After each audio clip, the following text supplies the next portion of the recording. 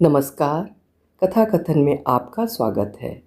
आज सुनिए मध्य प्रदेश की प्रतिष्ठित हिंदी लेखिका शीला मिश्रा जी की लिखी हुई कहानी विसर्जन का सुख। मेरी जुबानी, मैं हूँ सीमा सिंह। गेट से ही दीदी की आवाज़ सुनाई पड़ रही थी। वो कैसा है अब? सुमन का स्वर सुनाई दिया। पहले से बहुत ठीक है दीदी। और कुछ ही देर में दीदी मेरे पलंग के समीप खड़ी थी। कैसा है तू? कितने दिन बाद देख रही हूँ। सच बताऊँ, तेरी तबीयत के बारे में सुनकर मैं बेचैन हो गई थी। बस इधर नमिता अपने घर गई और मैं तुझे देखने भागी भागी चली आई। एक ही सांस में दीदी सब कह गई। नमिता उनकी बेटी, जो डिलीवरी के लिए पिछले 3 महीने से उनके ही पास थी। इसके पहले कि मैं नमिता के बारे में कुछ पूछता, सुमन ने कमरे में प्रवेश करते हुए दीदी की तरफ देखकर कहा, दीदी आप सफ़र से आई हैं, पहले फ्रेश हो जाइए, फिर बात करते हैं। मैंने आपका सामान ऊपर वाले कमरे में पहुंचा दिया है। दीदी मुझसे 5 वर्ष बड़ी हैं और उनसे 2 वर्ष बड़े मुकेश भैया हैं। भैया तो गांव में ही रहते हैं। हर साल दिवाली पर हम लोग वहां जाते हैं तो भैया से मिल लेते हैं। किंतु दीदी बोकारो में है, जो यहाँ से बहुत दूर है, तो उनसे मिलना कम ही हो पाता है। मैं अपने विचारों में खोया ही था कि दीदी की आवाज़ से मेरी तंद्रा टूटी। सुमन, मैं बिट्टू के पास ही बैठूंगी, मेरा चाय नाश्ता वहीं दे देना। इतना कहते हुए कुर्सी खींचकर मेरे पलंग के पास ही बैठ गईं और फिर बीमारी के बारे में विस्तार से पूछने लगीं। कब पता चला, कितनी तकलीफ़ हुई, वगैरह वगैरह। दीदी 7 दिन रुकीं। कभी नमिता के ससुराल के किस्से सुनाती तो कभी उसके नवजात शिशु की बातें चाव से बताती। कभी अपने विदेश में रह रहे बेटे के अनुभवों को साझा करती तो कभी हमारे बचपन को याद करती। इन सब बातों के बीच दिन भर में 1-2 बार तो कह ही देती, तेरा रंग बहुत फीका पड़ गया है रे, तेरे चेहरे पर पहले जैसी चमक नहीं रही। मैं भी उनकी बात के समर्थन में कह देता, हाँ दीदी, इतनी बड़ी बीमारी थी कि किसी तरह ठीक हुआ हूँ, कुछ तो असर होगा ना। कभी सुमन वहीं पर होती तो कुछ मायूस होकर कहती, दीदी इतनी दवाइयाँ खानी पड़ रही हैं, देखिए ना कितना रंग दब गया है इनका। दीदी सांत्वना स्वरूप सुमन के कंधे पर हाथ रख देती। 7 दिन रहकर दीदी चली गईं।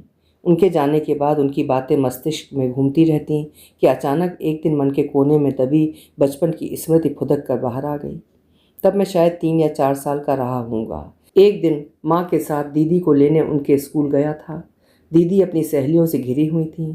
मुझे देखते ही, कितना प्यारा है, कितना सुंदर है, कहते हुए उनकी सहेलियाँ मुझे बहुत प्यार करने लगीं। दीदी ने शीघ्रता से मुझे अपनी गोदी में लेते हुए कहा, इसे कूड़े के ढेर से उठाकर लाए हैं ना? तो माँ ने इतना रगड़ा कि सफ़ेद हो गया। फिर ज़ोर ज़ोर से हंसते हुए मुझे माँ की गोद में दे दिया।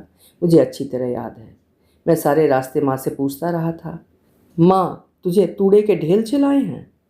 तोतली आवाज़ में पूछे गए मेरे सवाल को दरकिनार कर माँ ने मुझे प्यार से अपने सीने से चिपका लिया था और घर पहुँचते ही दीदी को बहुत डांट पड़ी थी। मैं मासूम आंखों से कभी दीदी को तक रहा था तो कभी माँ को। बाहर का गेट खुलने की आवाज़ से मैं वर्तमान में लौटा। बच्चे स्कूल से वापस आ गए थे। 2 दिन बाद दीदी का फ़ोन आया। तबीयत के बारे में सारी बात पूछने के बाद सहसा बोल उठी, तेरा रंग कुछ साफ हुआ कि नहीं? इस अप्रत्याशित प्रश्न से मैं कुछ हड़बड़ा सा गया। मेरी चुप्पी सुन वो प्रतिक्रिया स्वरूप बोली, कोई नहीं बिट्टू, रंग साफ हो गया तो ठीक, नहीं तो यही सही। दूसरी तरफ से फ़ोन कटने के बाद भी मैं बहुत देर तक कान पर फ़ोन लगाए रहा। तभी बड़े बेटे ने यह कहकर मेरी तंद्रा भंग की, पापा शर्मा अंकल मिलने आए हैं। शर्मा के जाते ही मैं सोने का प्रयास करने लगा, लेकिन बचपन की स्मृतियाँ फिर सामने आकर खड़ी हो गईं। मैं उस समय लगभग 7 वर्ष का रहा होऊंगा। मैं दीदी के स्कूल में ही था। माँ हम दोनों को स्कूल छोड़ने व लेने जाती। एक दिन माँ स्कूल लेने नहीं पहुँची तो मैं दीदी के साथ ही घर के लिए लौट रहा था। तभी उनकी कुछ सहेलियाँ उनके साथ ही चलने लगीं तो दीदी ने मेरा हाथ छोड़कर उनके पीछे पीछे आने के लिए कहा।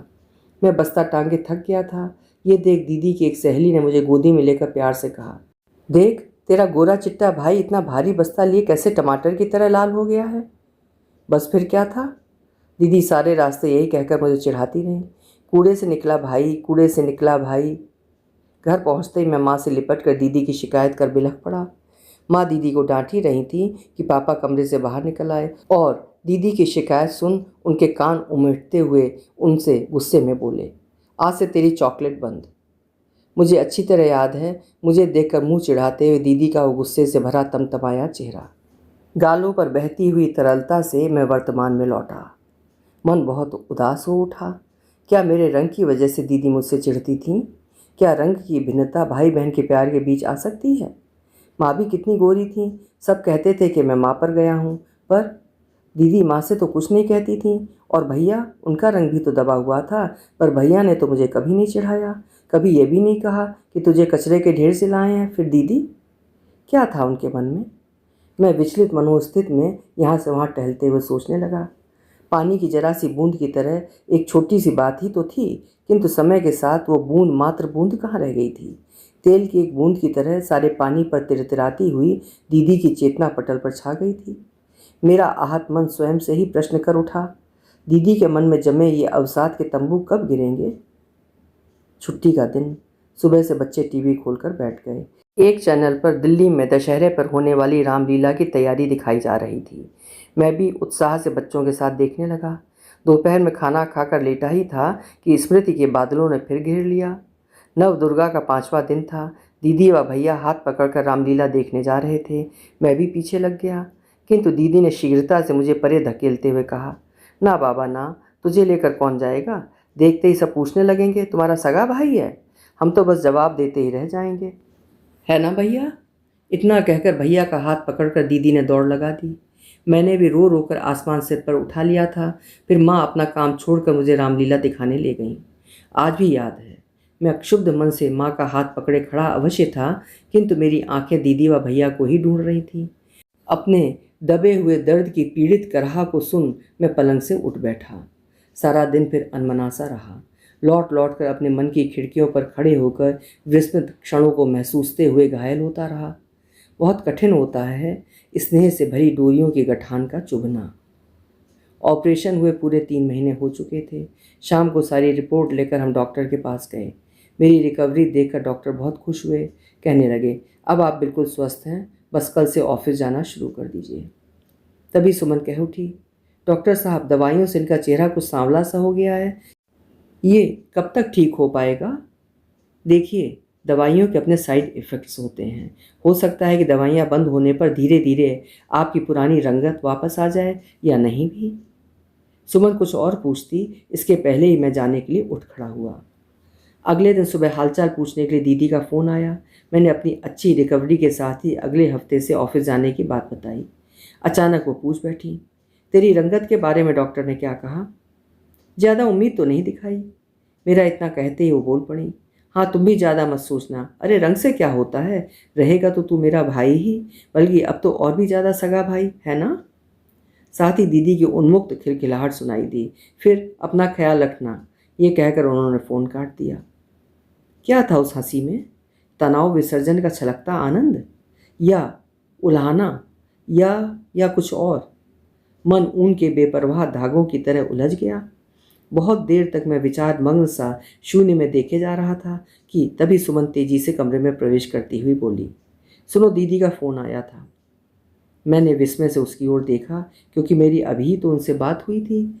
वो मेरे नज़दीक आकर बोली, दीदी आपकी बहुत फिक्र करती हैं, कह रही थी कि मैं बस इतना चाहती हूँ कि वो पहले जैसा हो जाए। कितनी बड़ी बीमारी से निकल कर आया है मेरा प्यारा छोटा भाई, तुम उसका बहुत ख्याल रखना, और अगर मेरी ज़रूरत हो तो बताना, मैं दौड़ी चली आऊँगी। इतना बताकर सुमन तो रसोई में चली गई और मेरे कानों में कुछ समय पहले सुनी दीदी की उन्मुक्त खिलखिलाहट गूंजने लगी, और मेरे मन के भाव तेज़ी से बदलने लगे। मैं भी दीदी की तरह भाव विभोर हो पर नीली आंखों के साथ खिलखिला पड़ा। हम दोनों की खिलखिलाहट में शामिल थी कहे सुने की अनगूंजों से मुक्त होकर अपने अपने अंधेरे को लांघ पाने की असीम उत्फुल्लता। धीरे धीरे दीदी की हंसी की वो निर्बाध धारा मेरे पूरे व्यक्तित्व पर छाने लगी। अब कितना कुछ महसूस कर रहा था मैं। स्नेह की बूंदें, अपनत्व से भरे और ममत्व से भरा स्पर्श। मेरा मन कर रहा था कि ये पल यहीं थम जाएं और मैं विसर्जन के आनंद से सराबोर होता रहूं। अनायास मेरी निगाह खुली खिड़की की ओर गई। उससे निकलकर फर्श पर पड़े 3 छोटे छोटे धूप के टुकड़े एक दूसरे का हाथ थामे मुस्कुरा रहे थे।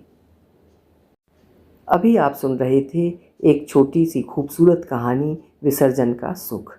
उम्मीद है आपको भी कहानी पसंद आई होगी। कहानी को लाइक ज़रूर करिएगा, और आपसे अनुरोध है, अगर चैनल अभी तक सब्सक्राइब ना किया हो तो चैनल भी सब्सक्राइब कर लें। मैं इसी तरह आपको खूबसूरत कहानियाँ सुनाती रहूँगी। कल फिर मिलेंगे। आपका समय शुभ हो।